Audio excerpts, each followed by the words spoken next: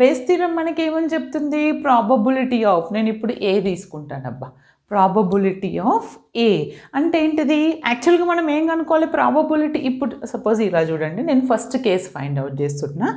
Machine ఏ. Machine ఏ అంటే ఎలా చేయాలి నేను? మిషన్ ఏ నుంచి అంటే ఏంటిది? డిఫెక్టివ్ పీసెస్ ఫ్రమ్ మిషన్ ఏ, ఇలా. కానీ మనకేం తెలుసు?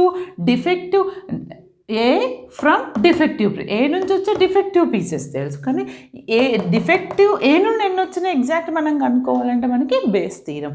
ఇది మన బేస్ థీరం కాన్సెప్ట్ యూజ్ చేస్తే A/D which is equal to, దీన్ని నేను ఏమని రాయొచ్చు?